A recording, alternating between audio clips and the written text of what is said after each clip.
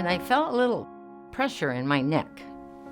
And so it lasted for about 10 minutes. It felt strange. And I just felt this cold feeling in my chest, like when you're catching a cold or you have bronchitis.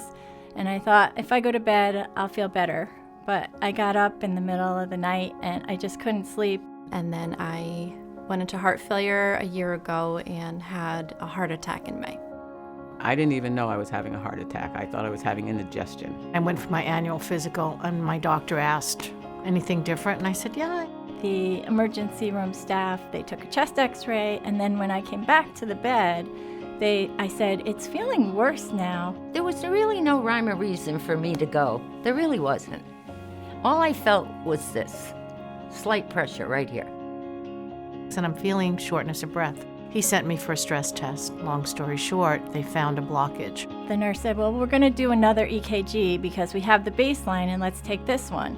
As they were doing it, everybody came running in and saying to me, you're having a heart attack right now. I'm 28 years old and I know that I don't look like the typical heart disease patient, but I've had 2 open heart surgeries and a heart attack 6 months ago. And within 24 hours, I had a stent. And when I got to the hospital this time, they told me I'd had 2 heart attacks. The symptoms for men of heart attacks are more classic, whereas in my case, it was nothing like what you read in textbooks. No chest pain, no arm numbing, nothing that is typical textbook. And so I had no clue that that's what it was. So I never expected for a million years that anything like heart disease would come to me.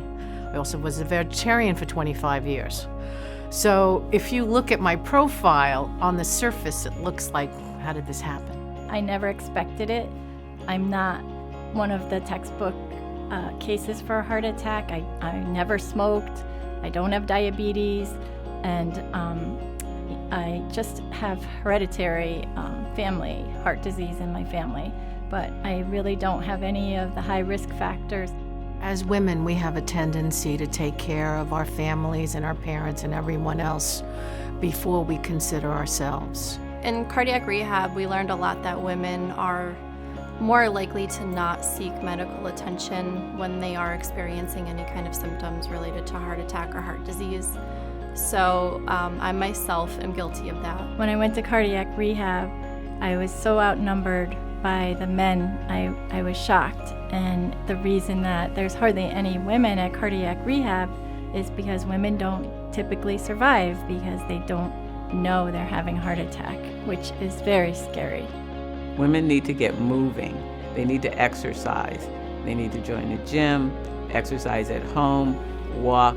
We take care of our kids and our families. We need to take care of ourselves. And so we need to go to doctors and check on our blood and check on our sugar and make sure that our cholesterol levels are where they should be. The medical staff is warm and friendly and caring. If I gotta be anywhere in a hospital, it's being like at home here. This is comfortable for me. The nurses there were fabulous, couldn't be more helpful, concerned. It was a great experience. And I also knew that was the place I should be. I was cared for at St. Vincent's. My cardiologist is affiliated with the hospital, and he and the entire team in the emergency department, as well as on the cardiac floor, took amazing care of me. Everyone was extremely considerate, compassionate, of course surprised, being that I'm so young, to have gone through something like that. But I'm glad that I was here and not somewhere else.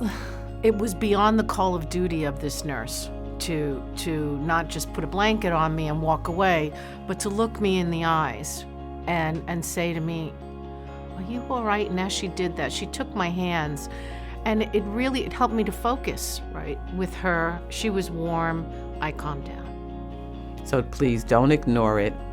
Get help and take care of yourself. Women, get your annual physicals. And so I went and had my annual physical, and that was the beginning of what saved my life. You don't feel right, you need to get to a doctor, because women present differently for heart attacks.